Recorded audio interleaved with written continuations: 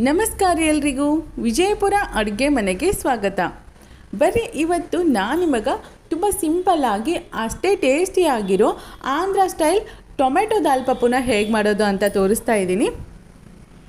ಅದಕ್ಕೂ ಮೊದಲು ನೀವು ಇನ್ನೂ ನಮ್ಮ ಚಾನಲ್ನ ಸಬ್ಸ್ಕ್ರೈಬ್ ಮಾಡಿಲ್ಲ ಅಂತಂದರೆ ಈಗಲೇ ನಮ್ಮ ಚಾನಲ್ಗೆ ಸಬ್ಸ್ಕ್ರೈಬ್ ಮಾಡ್ಕೊಳ್ರಿ. ಪಕ್ಕದಲ್ಲೇ ಇರೋ ಬೆಲ್ ಐಕನ್ನು ಪ್ರೆಸ್ ಮಾಡಿಬಿಡ್ರಿ. ಇದನ್ನು ಯಾರು ಬೇಕಿದ್ರೂ ಮಾಡ್ಬೋದು ನೋಡಿರಿ. ಮಾಡೋದು ತುಂಬ ಸಿಂಪಲ್ ಆಗೈತಿ. ಬರ್ರಿ ಹಂಗಿದ್ರೆ ತಡ ಯಾಕೆ ಮಾಡೋದು, ಹೆಂಗೆ ಮಾಡೋದು ಅಂತ ನೋಡೋಣ. ನೋಡಿರಿ, ಮೊದಲಿಗೆ ಒಂದು ಕುಕ್ಕರ್ನ ತೊಗೊಂಡಿನಿ.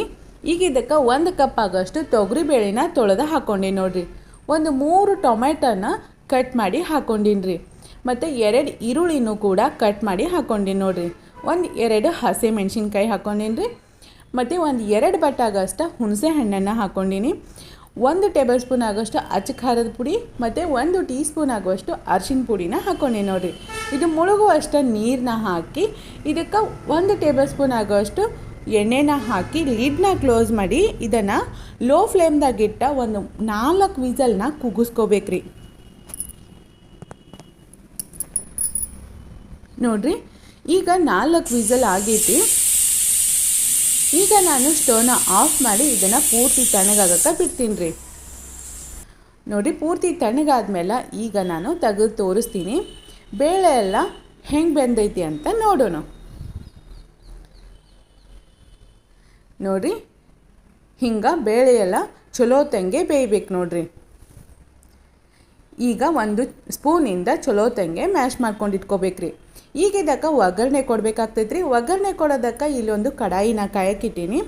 ಈಗ ಇದಕ್ಕೆ 3 ಟೇಬಲ್ ಸ್ಪೂನ್ ಆಗೋಷ್ಟು ಎಣ್ಣೆನ ಹಾಕಿ 1 ಟೀ ಸ್ಪೂನ್ ಆಗೋಷ್ಟು ಸಾಸಿವೆ ಮತ್ತು 1 ಟೀ ಸ್ಪೂನ್ ಆಗೋಷ್ಟು ಜೀರಿಗೆನ ಹಾಕೊಳ್ತಾ ಇದ್ದೀನಿ ರೀ. ಜೀರಿಗೆ ಸಾಸಿವೆ ಚಟಪಟ ಅಂತೇಳಿ ಸಿಡಿದ ಮ್ಯಾಗ 1 ಗೆಡ್ಡೆ ಸುಲಿದಿರೋ ಬೆಳ್ಳುಳ್ಳಿನ ಜಜ್ಜಿ ಹಾಕೊಳ್ತಾ ಇದ್ದೀನಿ. ನೋಡಿ, ಸ್ವಲ್ಪ ಕರಿಬೇವನ್ನು ಕೂಡ ಹಾಕೊಳ್ತೀನಿ ರೀ. ಮತ್ತು ಸ್ವಲ್ಪ ಇಂಗನ್ನು ಕೂಡ ಹಾಕೊಳ್ತೀನಿ. ನೋಡಿರಿ, ಈಗ ಇದಕ್ಕೆ ಮ್ಯಾಶ್ ಮಾಡಿ ಇಟ್ಕೊಂಡಿರೋ ಬೇಳೆನ ಹಾಕೊಳ್ತೀನಿ ರೀ. ಕೊನೆಯದಾಗಿ ರುಚಿಗೆ ತಕ್ಕಷ್ಟು ಉಪ್ಪು ಮತ್ತು ಸ್ವಲ್ಪ ಕೊತ್ತಂಬರಿನ ಹಾಕಿ ಚಲೋ ತಂಗೆ ಮಿಕ್ಸ್ ಮಾಡ್ಕೊಂಬಿಡ್ಬೇಕ್ರಿ. ಈಗ ಇದ್ರ ಮೇಲೆ ಒಂದು ಮುಚ್ಚಳನ ಮುಚ್ಚಿ ಗಟ್ಟಿ ಆಗೋ ತನಕ ಅಂದರೆ ಒಂದು 7ರಿಂದ 8 ನಿಮಿಷ ಇದನ್ನು ಕುದಿಲಕ್ಕ ಬಿಡ್ಬೇಕ್ರಿ. ನೋಡಿರಿ, ಮಧ್ಯದಲ್ಲಿ ಒಂದು ಸತಿ ಈ ಥರ ಕೈ ಆಡಿಸ್ಕೊಂಡು ಬಿಡ್ರಿ. ಈಗ ತೋರಿಸ್ತೀನಿ ನೋಡಿ, ಈ ಥರ ಗಟ್ಟಿಯಾಗಿ ರೆಡಿ ಆಗಬೇಕು. ತುಂಬ ಟೇಸ್ಟಿಯಾಗಿ ತುಂಬ ಸಿಂಪಲ್ಲಾಗಿ ಆಂಧ್ರ ಸ್ಟೈಲಲ್ಲಿ ಟೊಮೆಟೊ ದಾಲ್ ಪಪ್ಪು ರೆಡಿ ಆಯ್ತು ನೋಡಿರಿ. ಈಗ ಇದನ್ನು ನಾನು ನಮ್ಮ ಬಿಜಾಪುರದ ಫೇಮಸ್ ಆಗಿರೋ ಕಡಕ್ ಜೋಳದ ರೊಟ್ಟಿ ಜೊತೆ ಸರ್ವ್ ಮಾಡ್ತೀನಿ. ನೋಡಿರಿ, ಇದನ್ನು ನಾವು ರೊಟ್ಟಿ ಜೊತೆನೂ ತಿನ್ಬೋದು, ಚಪಾತಿ ಜೊತೆಗೂ ತಿನ್ಬೋದು ಮತ್ತು ಅನ್ನದ ಜೊತೆಗೂ ತಿನ್ಬೋದು. ತುಂಬ ಚೆನ್ನಾಗಿರುತ್ತೆ.